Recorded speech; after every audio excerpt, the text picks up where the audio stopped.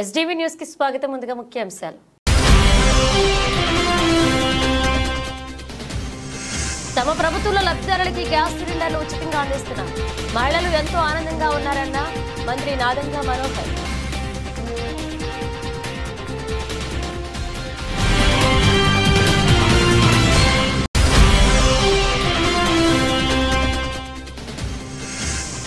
Jaganmohan Reddy New York జైలుకు సిద్ధంగా ఉండాలి. బీజేపీ రాష్ట్ర మీడియా ఇన్ఛార్జ్ పార్టీ నాగభూషణ్ విమర్శ.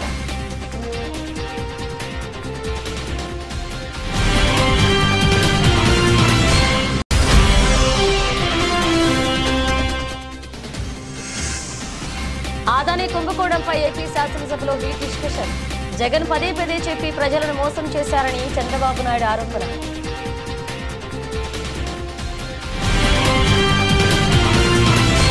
దీపం 2 గ్యాస్ పథకం కింద రాష్ట్రంలో కూటమి ప్రభుత్వం నేటికి 50 లక్షల గ్యాస్ కనెక్షన్లు అర్హులైన లబ్ధిదారులకు అందించి రికార్డు నెలకొల్పడం జరిగిందని రాష్ట్ర పౌర సరఫరాల శాఖ మంత్రి నాదెండ్ల మనోహర్ చెప్పారు.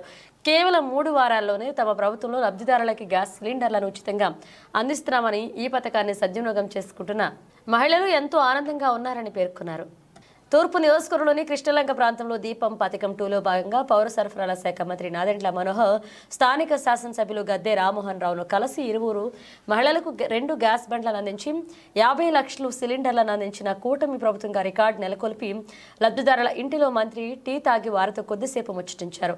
ఈ సందర్భంగా మంత్రి మాట్లాడుతూ రాష్ట్రంలో వివిధ గ్యాస్ కంపెనీ నుండి ఇచ్చిన సమాచారం మేరకు 1,50 లక్షల గ్యాస్ కనెక్షన్లున్నాయని స్పష్టం చేశారు. గతంలో పరిపాలన చేసిన వైసీపీ ప్రభుత్వం 1,85 లక్షల గ్యాస్ కనెక్షన్లు ఉన్నాయని అందరినీ నమ్మించి మోసం చేశారని మండిపడ్డారు. తెల్ల కార్డుదారులైన 1,85 లక్షల మంది లబ్ధిదారులకు బటన్ నొక్కమని మోసపు మాటలు మాట్లాడారని మండిపడ్డారు. తమ ప్రభుత్వం ఎన్నికలు ఇచ్చిన హామీల అమలులో భాగంగా ముఖ్యమంత్రి చంద్రబాబు నాయుడు, ఉప ముఖ్యమంత్రి పవన్ కళ్యాణ్ ఇచ్చాపురంలో ప్రారంభించిన దీపం పథకం 2 కార్యక్రమం చాలా సమర్థవంతంగా జరుగుతుందని చెప్పారు. ఉచితంగా గ్యాస్ తీసుకుంటున్న మహిళలు ఎంతో ఆనందంగా ఉంటున్నారని చెప్పారు. మరికొద్ది రోజుల్లోనే మిగిలిన లబ్ధిదారులకు ఉచిత గ్యాస్ ద్వారా సరఫరా చేయడం జరుగుతుందన్నారు. ఈ కార్యక్రమంలో పౌర సరఫరాల శాఖ కమిషనర్, సివిల్ సప్లై ఉన్నత శాఖ అధికారులు, జిల్లా కలెక్టర్, స్థానిక కార్పొరేటర్లు, కూటమి నేతలు పాల్గొన్నారు.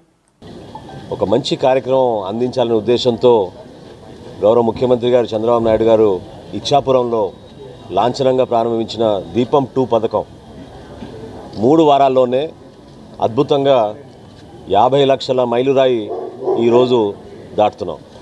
సో ఆ సందర్భంగా ఎమ్మెల్యే గారి సమక్షంలో జిల్లా కలెక్టర్ గారు, మా సివిల్ సప్లైస్ కమిషనర్ గారి ఆధ్వర్యంలో ప్రతి ఇంటికి దీపం 2 పథకం కింద అందించే ఉచిత గ్యాస్ పథకం మహిళలకి ప్రత్యేకంగా గతంలో చంద్రబాబు నాయుడు గారు 1999లో దేశంలోనే మొట్టమొదటిసారి మహిళల ఆరోగ్య భద్రత గురించి ఆలోచించి ఖచ్చితంగా వాళ్ళకి మెరుగైన అవకాశాలు కల్పించాలి, కట్టెపొయ్యలతో ఎవరు కూడా వండుకోకూడదు, ఆరోగ్య సమస్యలు వస్తాయనే ఆలోచనతో ఆ రోజున దీపం పథకం ప్రారంభించి రాష్ట్ర వ్యాప్తంగా ఉమ్మడి రాష్ట్రంలో తీసుకెళ్లారు. 1,55,200 గ్యాస్ కనెక్షన్స్ ఉన్న మన రాష్ట్రంలో అర్హత ఉన్న ప్రతి కుటుంబానికి అందించే విధంగా చాలా సులభంగా 3 అంశాలపైన మేము వాళ్ళకి కండిషన్స్ అప్లై చేసాం. మొట్టమొదటిది మీకు గ్యాస్ కనెక్షన్ ఉండాలి, రెండోది మీకు ఆధార్ కార్డు ఉండాలి, మూడోది మీకు రైస్ కార్డు, రేషన్ కార్డు ఉండాలనే దానిపైన మాకున్న సమాచారాన్ని బట్టి ముందుకెళ్తా ఉన్నాం. కావాలని కొంతమంది దుష్ప్రచారం చేస్తున్నారు. నిన్న మొన్న మనం చూసాం, జగన్మోహన్ రెడ్డి గారు చాలా ఆశ్చర్యకరంగా 1,85 లక్షల గ్యాస్ కనెక్షన్స్ ఉన్నాయన్నారు. మరి ఆయన 30 లక్షలు ఇంట్లో కూర్చుని బటన్ నొక్కాడో ఏంటో నాకు తెలియదు. కానీ అధికారికంగా 3 గ్యాస్ కంపెనీలు అందించిన సమాచారం మేరకు ఈ రోజున రాష్ట్రంలో 1,55,200 గ్యాస్ కనెక్షన్స్ ఉన్నాయి. అర్హత ఉన్న ప్రతి కుటుంబానికి అందించే విధంగా 894 కోట్ల రూపాయలు అడ్వాన్స్ రూపంలో ఆల్రెడీ రాష్ట్ర ప్రభుత్వం నుంచి ఈ 3 గ్యాస్ కంపెనీస్కి గౌరవ ముఖ్యమంత్రి గారి చేతుల మీదుగా అందించాం. మా కోరికగా 30 సంవత్సరాల క్రితం దీపం 1 అని చెప్పి ఒక చక్కటి పథకాన్ని ఆ రోజున ఇదే కూటమి తెలుగుదేశం పార్టీ నాయకత్వంలో ఆ రోజు దీపం 1 అని కార్యక్రమం తీసుకురావడం జరిగింది. దానిలో ప్రధానంగా ప్రతి ఒక్క పేద మహిళ కూడా గ్యాసు పొయ్యితో గ్యాస్తోనే వంట వండుకోవాలి, ఆరోగ్యరీత్యా నారా చంద్రబాబు నాయుడు గారు ఎప్పుడు చెబుతారు, తన తల్లి కట్టి పుల్లలతో వండుతూ ఎన్ని అవస్థలు పడిందో అది తెలిసిన వ్యక్తిగా ప్రతి ఒక్క మహిళ కూడా అలాంటి అవస్థలు పడకూడదని చెప్పి దీపం అనే పథకం తీసుకురావడం జరిగింది 30 సంవత్సరాల క్రితం. ఆ రోజున కూడా నేను శాసనసభ్యుడిగా ఉన్నాను. ఇవాళ మరలా 30 సంవత్సరాలు దాటిన దీపం 2 పథకం మా కళ్ళ ముందు 4 నెలలకి 1,50,00,000 కనెక్షన్లు వెళ్ళవలసి ఉన్న సందర్భంలో కేవలం 21 రోజుల్లోనే 50 లక్షలు ఈ రోజుతో పూర్తయింది. 50 లక్షలు కనెక్షన్లు పూర్తయితే వాళ్ళకి వెనక్కి వచ్చిన డబ్బులు పడిన దాన్ని బట్టి అది 810 రూపాయలు వెనక్కి రీయింబర్స్మెంట్ అవుతూ ఉంటే, ఇందాక మినిస్టర్ గారు చెప్పినట్లుగా కంప్లైంట్ అనేది కేవలం ఇందాక మేము లెక్కేసాం కేవలం 123 అలా ఉన్నాయి. సో ఇది చాలా ఆనందకరమైన విషయం. ఇవాళ మహిళతో మాట్లాడటం జరిగింది. ఆవిడ ఎంతో ఆనందంగా, అంటే గ్యాస్ అనేది మహిళకు సంబంధించింది కాబట్టి ఆ మహిళ ఆ అమౌంట్ అంతా రీయింబర్స్మెంట్ అయినప్పుడు చాలా ఆనందాన్ని వెలుబుచ్చడం జరిగింది. ఈ యొక్క కార్యక్రమాన్ని కూటమి ప్రభుత్వం నారా చంద్రబాబు నాయుడు గారు, పవన్ కళ్యాణ్ గారు, అదేవిధంగా మోడీ గారు ఒకళ్ళకొకళ్ళు సహకరించుకుని ఈ కార్యక్రమం సమర్థవంతంగా ముందుకు వెళ్తా ఉందంటే దానికి మంత్రి 100 సంవత్సరాల చరిత్ర కలిగిన కృష్ణలంక ప్రాంతంలో ఈనాటికి ఏ ప్రభుత్వాలు మద్యం వైన్ షాపులు పెట్టే ధైర్యం చేయలేదు అని నేడు అధికారంలో ఉన్న కూటమి ప్రభుత్వం జననివాసాల ప్రాంతంలో వైన్ షాప్ ఏర్పాటుకి అనుమతులు ఇవ్వడం చాలా దారుణమని, ఈ అనుమతులు వెంటనే రద్దు చేసుకోవాలని సిపిఎం రాష్ట్ర కమిటీ సభ్యులు దోనేపూడి కాశీనాథ్, సిపిఐ నేతలు శంకర్, కోటేశ్వరరావు తీవ్ర స్థాయిలో చంద్రబాబు నాయుడు ప్రభుత్వంపై మండిపడ్డారు. మద్యం షాపులు తరలించకపోతే ప్రజా ఉద్యమం చేపడతామని హెచ్చరించారు. తూర్పు నియోజకవర్గంలోని కృష్ణలంక సత్యంగారి హోటల్ సెంటర్ పరిధిలో మద్యం షాపు పెట్టొద్దు అంటూ సిపిఎం చేపట్టిన ఆందోళన కార్యక్రమానికి సిపిఐ జిల్లా కార్యదర్శి దోనేపూడి శంకర్, సిపిఐ నగర కార్యదర్శి జి కోటేశ్వరరావు మద్దతు తెలిపి నిరసన కార్యక్రమంలో పాల్గొన్నారు. ఎంతో చరిత్ర కలిగిన కమ్యూనిస్టు ఉద్యమ నేతలు ప్రాతినిధ్యం వహించిన ప్రాంతంలో ఏ ప్రభుత్వాలు ఇప్పటికీ వైన్ షాపులకు ఎలాంటి పర్మిషన్లు ఇవ్వలేదని చెప్పారు. కానీ మధ్యప్రదేశ్ రాష్ట్రానికి చెందిన మంత్రితో లాలూచీ పడి కొంతమంది వ్యక్తులు దాహం కోసం నిత్యం వేలాది మంది సంచరించే ప్రాంతాల్లో వైన్ షాపులు ఏర్పాటు చేయడం సరికాదు అని ఆగ్రహాన్ని వ్యక్తం చేశారు. మద్యం షాపును ఏర్పాటు చేసిన యాజమాని గతంలో గురునానక్ కాలనీ, గవర్నర్ పేటలో ఏర్పాటు చేసిన సమయంలో అక్కడ ప్రజలు అడ్డగించడంతో కృష్ణలంక ప్రాంతంలో వైన్ షాపులు ఏర్పాటు చేసి అలజడి సృష్టించాలని ప్రయత్నిస్తున్నారని, ఈ షాపుని కూటమి ప్రభుత్వం వెంటనే రద్దు చేయాలని, లేని పక్షంలో ఆందోళన తప్పదని హెచ్చరించారు. ఈ కార్యక్రమంలో సిపిఎం, సిపిఐ నేతలు పాల్గొన్నారు. తెలుగుదేశం కూటమి ప్రభుత్వం వచ్చిన తెలుగుదేశం, జనసేన, బీజేపీ ఆ ఒప్పందాలను ఆంధ్రప్రదేశ్లో ఎందుకు కొనసాగిస్తున్నారు? కొనసాగించడమే కాదు, అదాని స్మార్ట్ మీటర్లు ఇంటింటికి బిగిస్తూ ఉన్నారు తెలుగుదేశం పాలనలో. అంటే కుంభకోణాల అదానీని కొనసాగించి మీరు రక్షిస్తున్నారా అని అడుగుతూ ఉన్నాం. అంతేకాదు, ఇప్పటికే మొత్తం పోర్టులు, విమానాశ్రయాలు, సిమెంటు, విద్యుత్తు అన్ని రంగాలని అదాని కబళించారు.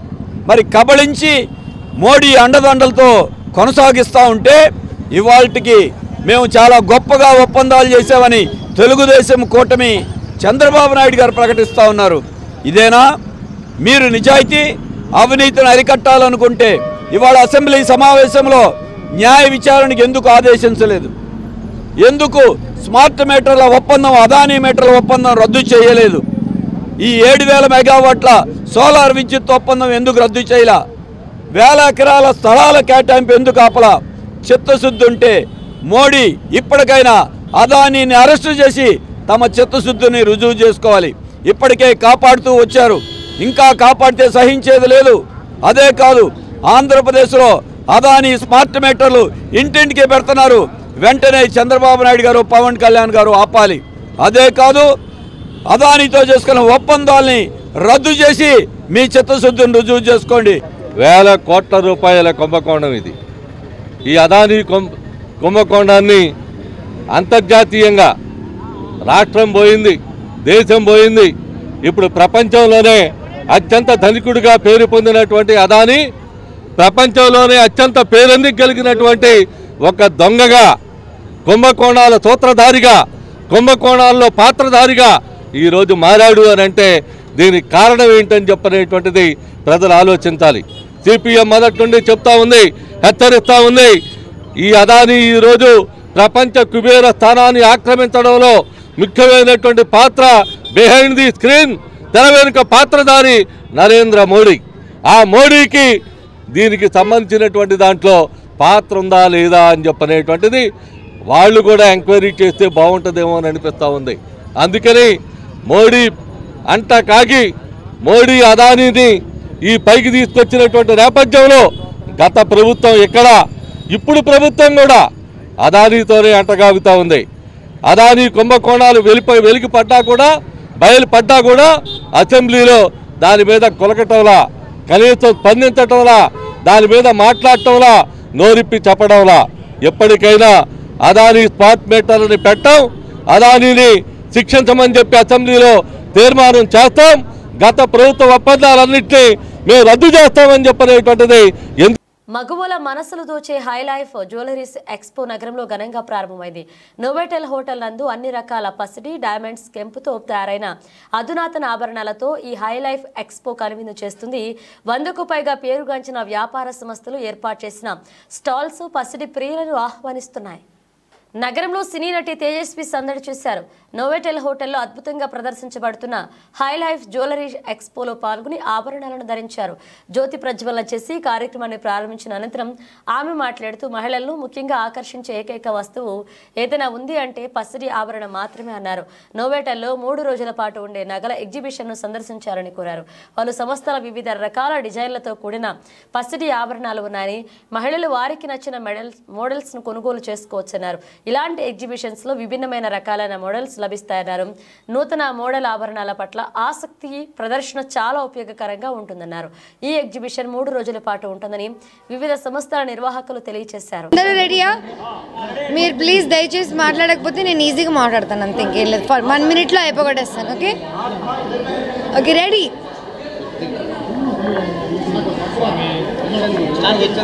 అందరికీ నమస్కారం. నేను మీ తేజస్వి మడివాడ. ఈరోజు నేను వచ్చాను విజయవాడ, ఎందుకంటే ఇక్కడ జరుగుతుంది హైలైఫ్ జ్యువెల్స్. అండ్ అమ్మాయిలందరికీ ఎంత సంపాదించినా, పెళ్లి చేసుకున్న పిల్లల కన్నా వదలని ఒక పిచ్చి ఉంటుంది, అది జ్యువెలరీ. అండ్ ఆ జ్యువెలరీ ఎగ్జిబిషన్ ఈరోజు విజయవాడలో నోవోటెల్లో జరగబోతుంది. నెక్స్ట్ 3 days జరగబోతుంది. హైలైఫ్ జ్యువెల్స్ అనే ఎగ్జిబిషన్ హైదరాబాద్లో all over India through out the year జరుగుతాయి. ఇండియాలో ఉన్న బెస్ట్ జ్యువెలరీ డిజైనర్స్ అందరూ వచ్చి వాళ్ళ డిజైన్స్ ఇక్కడ షోకేస్ చేస్తారు. సో మీరు ఇండియా అంతా తిరగలేకపోయినా నెక్స్ట్ 2 days 3 days నోవోటెల్కి వస్తే ఇండియాలో ఉన్న జ్యువెలరీ అంతా మీరు చూడొచ్చు. సో ఎగ్జిబిషన్స్ అంటే ఇంట్రెస్ట్ ఉండేవాళ్ళు, ఇంట్లో బోర్ కొట్టి బయటకి షాపింగ్కి వెళ్దాం అనుకునే ఆంటీస్ అందరూ please come to Novotel Varun. 22nd, 23rd and 24th of November high life jewels Vijayawada వరుణ్లో విజయవాడ నోవోటెల్ వరుణ్లో జరుగుతుంది. హైలైఫ్ జ్యువెల్స్ విజయవాడ నోవోటెల్ వరుణ్లో జరుగుతుంది. సో తప్పకుండా రండి. See you guys, all the best. మీకే జ్యువెలరీ అంటే ఎక్కువ ఇష్టం? నాకు అసలు జ్యువెలరీ అంటే ఇష్టం ఉండదు, ఎందుకంటే నేను చాలా కోతిలా అటు ఇటు తిరుగుతుంటాను కాబట్టి. చిన్నప్పుడు మా మమ్మీ జ్యువెలరీ పెట్టి ఇది పోగొట్టద్దు అని చెప్తే ఒకరోజు తీసుకెళ్ళి మట్టిలో తవ్వేసి పెట్టాను. సో రాత్రంతా కొట్టిందనమాట. నెక్స్ట్ డే తీసి ఇచ్చాను జ్యువెలరీ. బట్ జ్యువెలరీ అంటే సేఫ్టీ ఉండాలి, నాకు అసలు సేఫ్టీ లేదు. సో జాగ్రత్త అనేది నేర్చుకోలేదు నేను చిన్నప్పటి నుంచి. బట్ నేర్చుకుంటే డైమండ్స్ కొనుక్కుంటాను. బట్ మేబీ ఎవరైనా అబ్బాయి ఇస్తే ఒక డైమండ్ రింగ్ వేసుకుంటాను. ఇచ్చారా ఇప్పటి వరకు? ఎవడేయలేదు, వేస్ట్ ఫెలోస్. సరే అందరూ రండి. ప్రాజెక్ట్స్ ఏంటి మేడం? నేను ఇప్పుడు అర్థమైందా, అరుణ్ కుమార్ అని ఆహాలో ఒక షో మొన్న రిలీజ్ అయింది. ఒక హిందీ సినిమా రాబోతుంది, టెన్షన్ కాయే బాబా అని. కాకమ్మ కథలు అని ఒక ఎపిసోడ్స్ చేస్తున్నాను ఆహాకే, యూట్యూబ్లో మీరు చూడొచ్చు. కంటిన్యూస్గా పని చేస్తూనే ఉన్నాను. ఇదిగో ఈరోజు ఇక్కడ ఉన్నాను. వెబ్ సిరీస్ అంటే వెబ్ సిరీసా? అలా ఏం లేదు, సినిమాలు కూడా చేస్తున్నాను. కోవిడ్ టైంలో సినిమాలు కొంచెం ఆగాయి కదా, అంతే, అందరూ కొంచెం స్లో డౌన్ అయ్యారు. డిజ్నీ హాట్స్టార్లో ఒక వెబ్ సిరీస్ చేశాను, ఆహాలో ఒక వెబ్ సిరీస్ చేశాను. వెబ్ సిరీస్ ఏంటంటే ఎక్కువ వర్క్ ఉంటుంది, సినిమాల్లో అయితే తక్కువ వర్క్ ఉంటుంది. వెబ్ సిరీస్ మనకి డబ్బులు కూడా కొంచెం కంటిన్యూస్గా వస్తాయి కదా. సో మనం జాగ్రత్తగా పర్మనెంట్ జాబ్ తీసుకుంటామా టెంపరీ జాబ్ తీసుకుంటామా అనేది మన చాయిస్. కాబట్టి I think web series is my thing now. నేను యాక్చువల్లీ చిన్నప్పుడు విజయవాడ సమ్మర్ హాలిడేస్కి ప్రతిసారి వచ్చేదాన్ని, భవానీ ఐలాండ్కి వెళ్ళేదాన్ని, టెంపుల్కి వెళ్ళేదాన్ని. మా అమ్మకి ఈ టెంపుల్లో 100 మొక్కులు ఉన్నాయి. నాకు 7 సార్లు గుండు కొట్టించింది ఆల్మోస్ట్ ఇక్కడ. సో విజయవాడ నాకు ఆల్మోస్ట్ సెకండ్ ఇల్లు లాగా. అండ్ నేను విజయవాడ వచ్చినప్పుడల్లా తెల్లగా అవుతాను. యాక్చువల్లీ చిన్నప్పుడు విజయవాడ వాటర్ నాకు చాలా పడుతుందని చెప్పేవారు. ఇప్పుడు ఈ 1 డేలో తెలియదు కానీ, but I'm so happy to come to Vijayawada.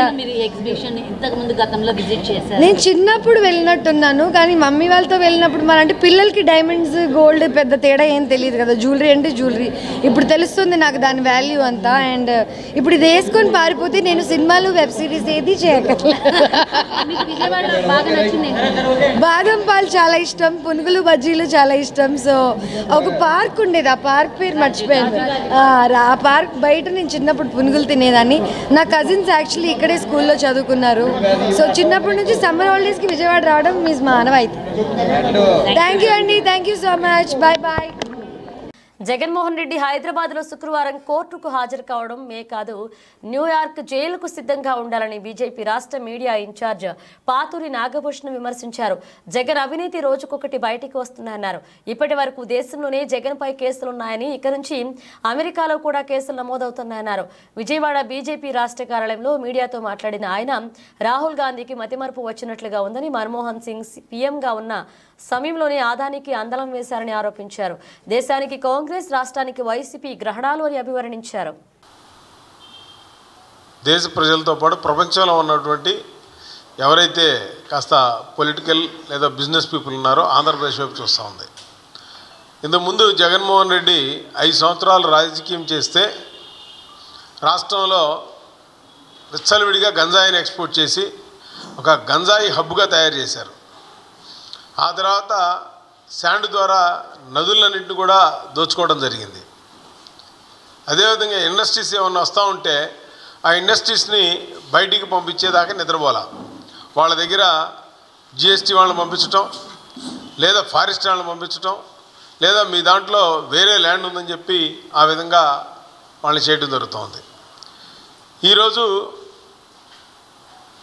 ఈ సోలార్ ఏదైతే ఉందో ఇవాళ ఈ సెక్కికి అగ్రిమెంట్ ద్వారా ఆదాని ద్వారా వాళ్ళు వచ్చినటువంటి న్యూస్ పేపర్ చూస్తా నిన్నంతా కూడా సోషల్ మీడియా చూస్తూ ఉంది.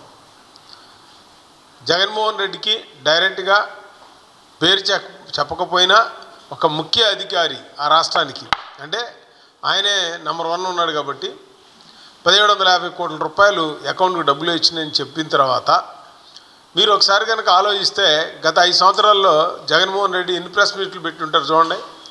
5 6 పెట్టుంటాడు మొత్తం మీద, ఎప్పుడు ప్రెస్ మీట్లు పెట్టుండలా. కానీ ఈ 5 నెలల్లో దరిదాపుగా రోజు ప్రెస్ మీట్ పెడుతున్నాడు ఆయన, అసెంబ్లీకి వెళ్లకుండా. ఎందుకంటే అసెంబ్లీకి వెళ్తే ఈయన చేసిన అప్పులు, దొంగతనాలు, మాఫియా అక్కడ అడుగుతారు, లైవ్ టెలికాస్ట్ వస్తుంది, దానికి సమాధానం చెప్పాలని భయపడే అసెంబ్లీకి వెళ్ళట్లా. ఈరోజు నేను అడుగుతాను జగన్మోహన్ రెడ్డి గారు, మీకు దమ్ము ధైర్యం ఉంటే ఇప్పుడు దీని మీద పెట్టండి. ఏదైతే పవర్ అగ్రిమెంట్ చేశారో ఆ రోజు మేమందరం కూడా గొడవ చేశాం 2022లో. ఇది కేంద్ర ప్రభుత్వం కూడా చెప్పింది మీరు అది అగ్రిమెంట్లు చేసుకోవద్దు అని జగన్మోహన్ రెడ్డికి. అయినా కూడా ఇతను డబ్బుల కోసం కకృతి పడి ఇవాళ అగ్రిమెంట్ చేసుకొని కిక్ బ్యాక్స్ రూపంలో డబ్బులు తీసుకున్నారని చెప్పి ఇవాళ అమెరికాలో ఉన్నాడు FBI వాళ్ళు, ఫెడరల్ బ్యూరో ఆఫ్ ఇన్వెస్టిగేషన్ వాళ్ళు చక్కగా ఒక న్యూస్ పంపించారు. ఇవాళ ఒక విధంగా చెప్పాలంటే జగన్మోహన్ రెడ్డి మొన్నటిదాకా వాళ్ళ నాన్నగారు ఉన్నప్పుడు, రాజశేఖర రెడ్డి గారు ఉన్నప్పుడు సీఎంగా లేకుండానే అవినీతి పనులు చేసి 1,00,000 కోట్లు సంపాదించారని చెప్పి ఆయన మీద కేసులు ఉన్నాయి. వాళ్ళ రోజు ప్రతి శుక్రవారం కోర్టుకు వెళ్లాల్సిన పని ఉంది, అయినా కోర్టుకు వెళ్లకుండా టైంపాస్ చేస్తున్నారు. అది ఒక సబ్జెక్టు. ఇవాళ ఇక జగన్మోహన్ రెడ్డి ఇక్కడి నుంచి మరలా ఇక అమెరికా వెళ్ళాలి కేసుల కోసం. ఇక్కడ ఇండియా దాటిపోయి ఇక ప్రపంచ దేశాల స్థాయికి వెళ్ళిపోయింది మన పరపతి. సో ఈ యొక్క అవినీతి. కేంద్ర ప్రభుత్వం మైనారిటీలకు వ్యతిరేకంగా వర్క్ సవరణ బిల్లును తీసుకువచ్చిందని మాజీ ఎమ్మెల్సీ జల్లి విల్సన్ మండిపడ్డారు. వర్క్ చట్టాన్ని బలహీనపరిచే విధంగా కేంద్రం వ్యవహరిస్తుందన్నారు. ఈ బిల్లుకు వ్యతిరేకంగా విజయవాడ MB VK భవన్లో ఈ నెల 24న వక్ బచావో నిరసన కార్యక్రమాన్ని నిర్వహిస్తున్నట్లుగా తెలియజేశారు. లౌకిక వేదిక ఆధ్వర్యంలో ఎంబీవీకే నందు విలేకరుల సమావేశం నిర్వహించారు. సమావేశంలో మాజీ ఎమ్మెల్సీ జెల్లి విల్సన్ మాట్లాడుతూ వర్క్ యాక్ట్ సవరణ బిల్లుకు వ్యతిరేకంగా చెలో విజయవాడ పేరిట వక్ఫ్ బచావో నిరసన సభ నిర్వహిస్తున్నట్లుగా తెలిపారు. 24వ తేదీన ఎంబీకే భవన్లో జరిగే సభలో ముస్లిం సంఘాలు, జమాతులు, ప్రజా పౌర సంఘాలు పాల్గొని జయప్రదం చేయాలన్నారు. కేంద్ర ప్రభుత్వం మైనారిటీలకు వ్యతిరేకంగా సవరణ బిల్లును తీసుకొచ్చిందన్నారు. పార్లమెంట్లో బిల్లును పెట్టినప్పుడు ఇండియా కూటమితో సహా వామపక్షాలు కూడా వ్యతిరేకించాయని గుర్తు చేశారు. ఈ చట్టాన్ని బలహీనపరిచే విధంగా కేంద్రం వ్యవహరిస్తుందని మండిపడ్డారు. ఈ బిల్లుకు వ్యతిరేకంగా దేశవ్యాప్తంగా ఆందోళన కొనసాగుతున్నాయన్నారు. మైనారిటీలకు రక్షించుకోవాల్సిన బాధ్యత కేంద్రంపై ఉందన్నారు. ఆర్థిక 370 రద్దుతో కాశ్మీర్లో బీజేపీ చిత్తుచిత్తుగా ఓడిందన్నారు.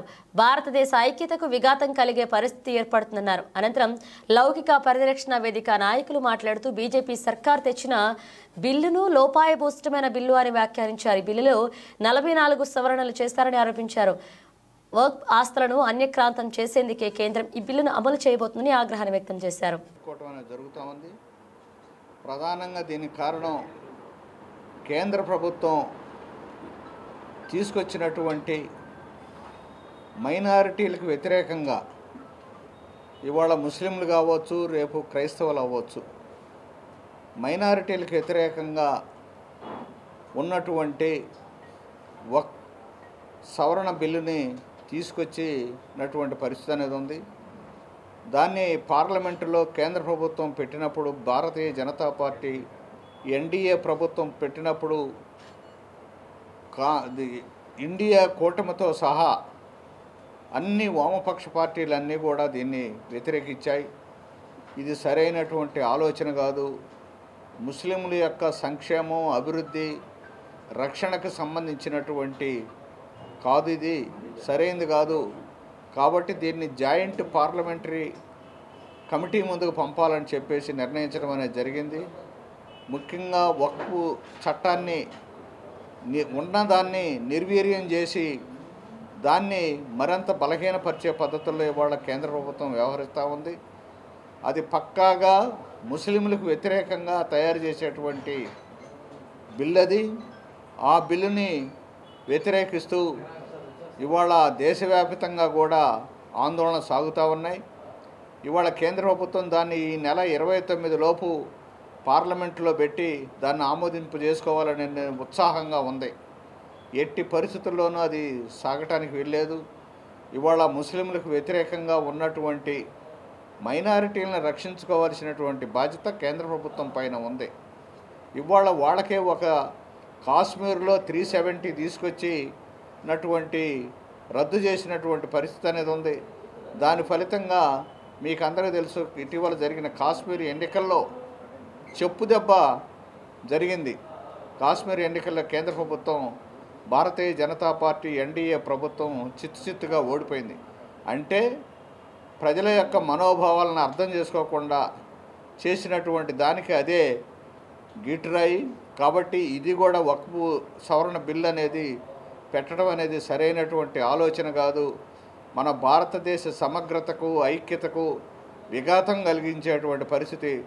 ఇవాళ ముస్లింలు అయ్యారు, రేపు క్రైస్తవులు అవుతారు, వాళ్ళకు కూడా మైనారిటీలు అని చెప్పేసి చేసేటువంటి పరిస్థితి ఉంది. కాబట్టి మన భారతదేశం లౌకిక ప్రజాస్వామ్యం కలిగినటువంటి ఒక మహత్తరమైనటువంటి రాజ్యాంగాన్ని రచించుకున్నాం. ఆ రాజ్యాంగాన్ని అమలు జరిపే పద్ధతుల్లో ఇవాళ కేంద్ర ప్రభుత్వం వ్యవహరించాల్సినటువంటి అవసరం అనేది ఉంది. డాక్టర్ బాబాసాహెబ్ అంబేద్కర్ రచించిన రాజ్యాంగాన్ని పక్కాగా అమలు జరిపించుకునే దాని కొరకు మెజారిటీ, మైనారిటీ. అందరికీ నమస్కారం. నా పేరు షేక్ బాజీ సయీద్. నేను కాంగ్రెస్ పార్టీ స్టేట్ మైనారిటీ కోఆర్డినేటర్గా ఉన్నాను. మరి దేశంలో ముస్లిం వర్గాల మీద మరి బీజేపీ ఆధ్వర్యంలో ఉన్న ఎన్డీఏ ప్రభుత్వం దాడులు కొనసాగిస్తూనే ఉంది. పలు సందర్భాల్లో మరి ఎన్డీఏ పెద్దలు, ప్రభుత్వ పెద్దలు ఈ మైనారిటీస్ మీద వ్యతిరేకంగా అనేక రకాల వ్యాఖ్యానాలు చేశారు. ఈ దేశంలో లౌకిక తత్వానికి, మత సామరస్యానికి విఘాతం కలిగించే రీతిలో మరి మోడీ సర్కార్ పనిచేస్తూ ఉందనడానికి ఈరోజు వక్ఫ్ సవరణ చట్టానికి జరుగుతున్న సవరణలే తార్కాణం.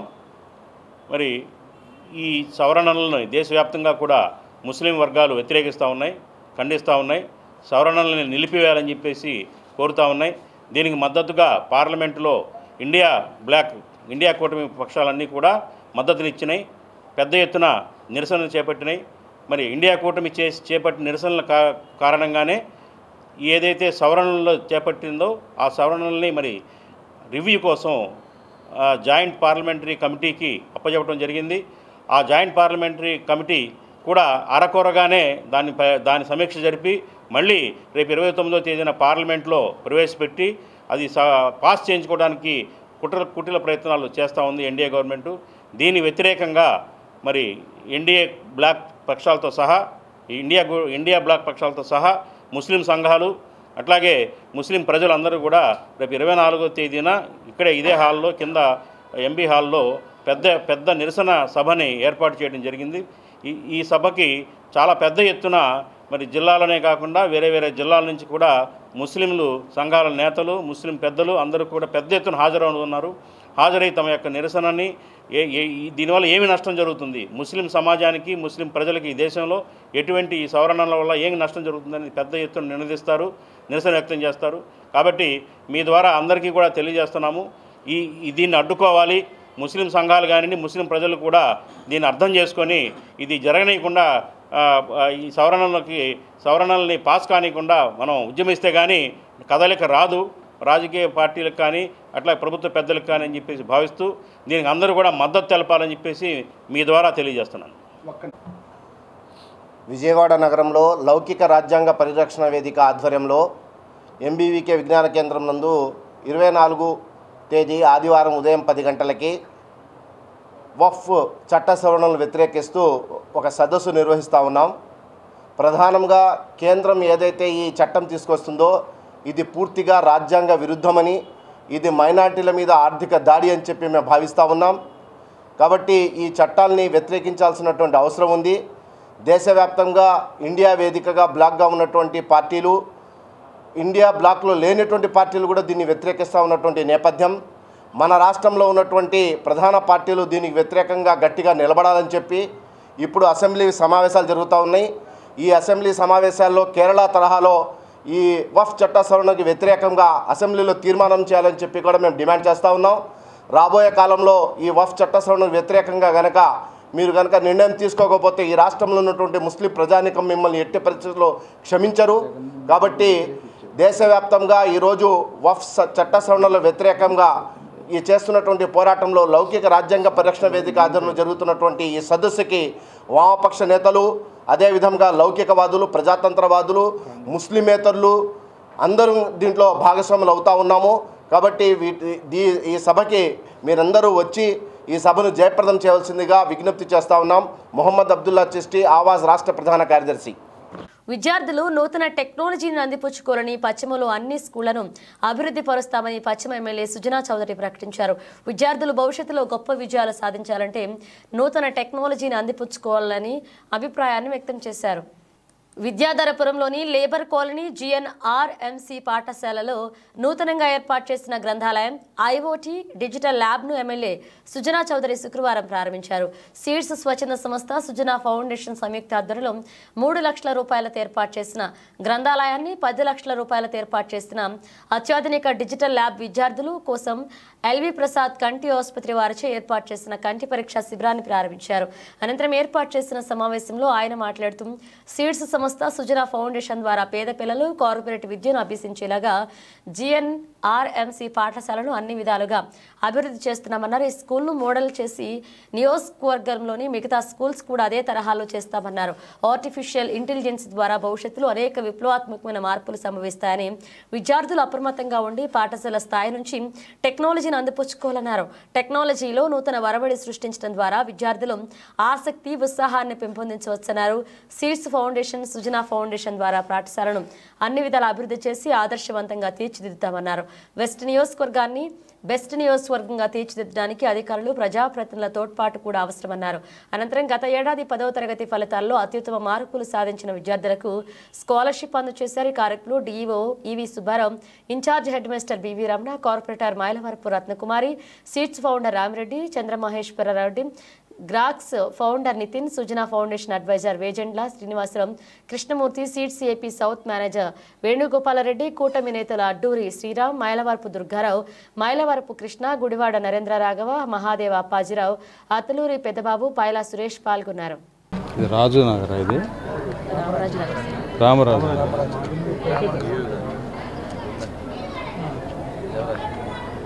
ఈరోజు రామరాజు నగర్ అంటే ఇది లేబర్ కాలనీ అంటారు, 44వ డివిజన్లో విజయవాడ పశ్చిమ నియోజకవర్గంలో జిఎన్ఆర్ స్కూల్ అంటే గవర్నమెంట్ స్కూలే ఇది. ఈ స్కూల్లో బిల్డింగ్ అన్నీ ఉన్నాయి కానీ ఇంకా వాళ్ళకి లైబ్రరీ కానీ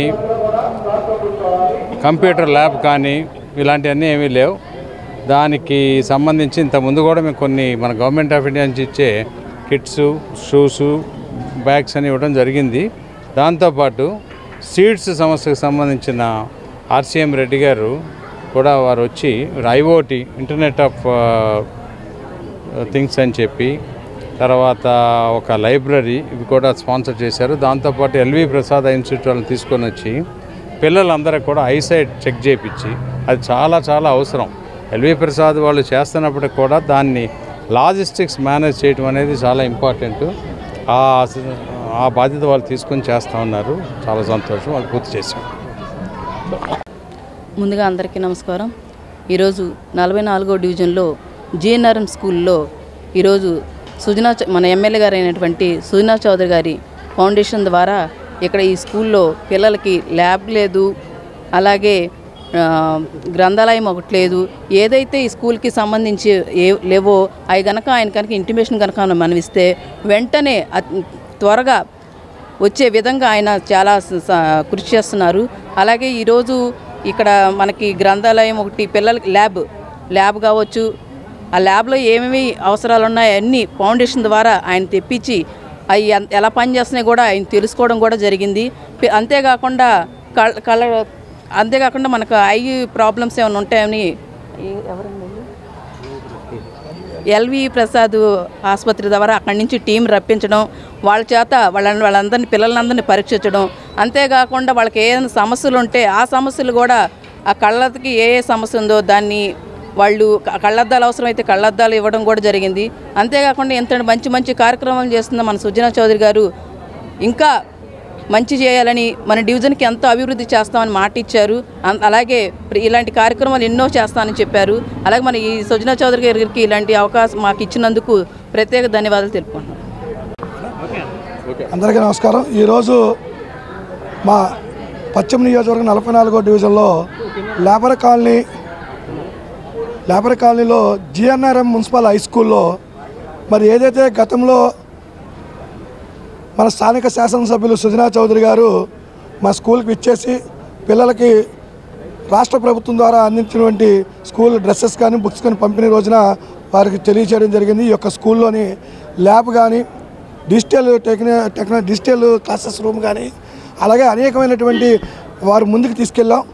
దాంట్లో భాగంగా ఈరోజు అతి తొందరలో చెప్పిన నెల రోజుల్లోనే మరి ఈరోజు మా యొక్క 44వ డివిజన్లోని మాకు లేబర్ కాలనీ జేఎన్ఆర్ మున్సిపల్ స్కూల్లో ఈరోజు ఒక లైబ్రరీ, అలాగే డిజిటల్ క్లాసెస్ రూము, మరి ఎల్వి ప్రసాద్ గారి యొక్క సౌజన్యంతో పిల్లలకి ఐ క్యాంప్ పెట్టి పిల్లలకి ఎటువంటి కంటి చూపుకి ఇబ్బంది కలగకుండా చేసే విధంగా ఇవాళ ఒక ల్యాబ్ పెట్టడం చాలా సంతోషకరం. మరి ఇంత చక్కటి అనేటువంటి కార్యక్రమం చేస్తున్నటువంటి మా స్థానిక శాసనసభ్యులు యలమంచిలి సుజనా చౌదరి గారికి మా హృదయపూర్వకమైనటువంటి స్థానికుల నుండి అలాగే స్కూల్ పిల్లలు మరియు వాళ్ళ తల్లిదండ్రుల ద్వారా కూడా మీకు ప్రత్యేకమైన ధన్యవాదాలు. ఎందుకంటే ఇవాళ కార్పొరేట్ సంస్థలకు వెళ్ళి చదివించుకోలేని పరిస్థితుల్లో ఉన్నటువంటి ఈ రోజుల్లో ఇవాళ గవర్నమెంట్ స్కూల్లో కార్పొరేట్ సంస్థకు తలదిన్నే విధంగా ఈరోజు ఆదాని కుంభకోణంపై ఏపీ శాసనసభలో హీట్ డిస్కషన్ జరిగింది. అసత్యాలను జగన్ పదే పదే చెప్పి ప్రజలను మోసం చేశారని ఆంధ్రప్రదేశ్ ముఖ్యమంత్రి నారా చంద్రబాబు నాయుడు ఆరోపించారు. ఏపీ బ్రాండ్ను జగన్ దెబ్బతీశారని ఏకిపారేశారు. చరిత్రలో ఏ రాజకీయ నేత చేయనన్ని తప్పులు జగన్ చేశారని విమర్శలు చేశారు. గతంలో వ్యవస్థలు అధికార యంత్రాంగం నిర్వీర్యమైందని ఆరోపించారు. షార్ట్ మీడియం లాంగ్ టర్మ్ లక్ష్యాలతో ముందుకు వెళ్తున్నామని ఉద్ఘాటించారు. వైసీపీ ప్రభుత్వం అమరావతిని విధ్వంసం చేస్తుందని ధ్వజమెత్తారు. పోలవరం డయాఫ్రమ్ వాల్ను గోదావరిలో కలిపారని చెప్పారు. భద్రత లేక ఏపీకి పెట్టుబడులు రావడం లేదు అని ఆవేదన వ్యక్తం చేశారు. వాస్తవాలను పక్కన పెట్టి వాళ్లు నమ్మిన వాస్తవాలను ప్రచారం చేశారని ఫైర్ అయ్యారు. బరి తెగించి తప్పులు చేసి ఆ తప్పులను ఒప్పులుగా చిత్రీకరించారని అన్నారు. గడచిన 5 సంవత్సరాలుగా 5 నెలలుగా ప్రభుత్వంలో జరిగిన విధ్వంసం, అవినీతి, ఏ విధంగా దీని మీద ముందుకు పోవాలని కూడా చర్చించాం కొన్ని సందర్భాల్లో. అదే సమయంలో ప్రజా సమస్యల మీద మాట్లాడకపోతే మనకిచ్చిన మ్యాండేట్ ప్రజలు ఎంత ఆశ పెట్టుకున్నారో వాళ్ళ సమస్యలు కూడా పరిష్కారం చేసుకుంటూ ముందుకు పోవాల్సిన అవసరం ఉంది. ఇప్పుడు ఏ విషయమైతే ఈరోజు వచ్చిన విషయం, ఆంధ్రప్రదేశ్ ప్రతిష్ట బ్రాండ్ కూడా దెబ్బతినే విధంగా ప్రవర్తించారు. ఇది చాలా బాధేస్తుంది. ఇంటేనే చాలా బాధాకరంగా మనం ఏ విధంగా చెప్పుకోగలుగుతాం అనే పరిస్థితి వస్తుంది. ఇంకా వాస్తవాలను రావాల్సిన అవసరం ఉంది. ప్రభుత్వం కూడా ఆలోచిస్తున్నాం. వాస్తవాలన్నీ వచ్చిన తర్వాత ఎప్పటికప్పుడు అవన్నీ కూడా అధ్యయనం చేసుకొని ఏం చేయాలో చేస్తూనే మళ్ళా మీకు ఇన్ఫార్మ్ చేస్తాం. ఏ ప్రభుత్వం అయినా ప్రజలకు జవాబుదారీతనంగా ఉండాలి. ఎవరు తప్పు చేసినా వాళ్ళ మీద యాక్షన్ తీసుకునే పరిస్థితి ఉంటేనే ఇంకొకరు ఇలాంటి తప్పులు చేయకుండా భయపడే పరిస్థితి వస్తుంది. ఏదేమైనా ఈరోజు నా దగ్గర ఏదైతే మీమారి కానీ అక్కడ వేసినటువంటి ఛార్జ్ షీట్ రిపోర్ట్ కానీ అన్నీ ఉన్నాయి. అది పబ్లిక్ డొమైన్లో ఉంది. దాని తర్వాత ఏమేమి ఉన్నాయో అన్నీ కూడా అధ్యయనం చేస్తాం. అధ్యయనం చేసి ఏం చేయాలనో మళ్ళీ మీ అందరి దగ్గరికి ఏం చేయాలో చేస్తూనే మీకు ఎప్పటికప్పుడు సమాచారం ఇస్తామని చెప్పి తెలియజేసుకుంటూ ఈరోజు రెగ్యులర్ బిజినెస్ పోదామని చెప్పి విజ్ఞప్తి చేస్తున్నాను. ధన్యవాదాలు. బులెటిన్ ముగించే ముందు హెడ్లైన్స్ మరోసారి.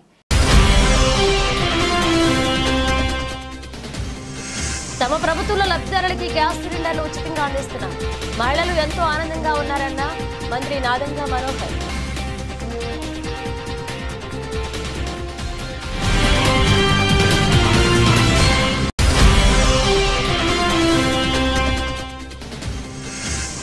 జగన్మోహన్ రెడ్డి న్యూయార్క్ జైలుకు సిద్ధంగా ఉన్నారు. బీజేపీ రాష్ట్ర మీడియా ఇన్ఛార్జ్ పాతూరి నాగభూషణ్ విమర్శ.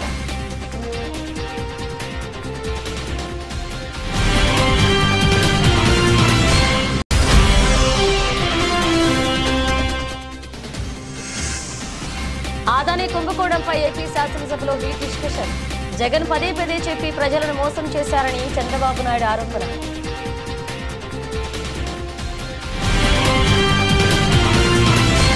ఇవి బులెటిన్ అప్డేట్స్. మన అప్డేట్స్తో మళ్ళీ కలుద్దాం.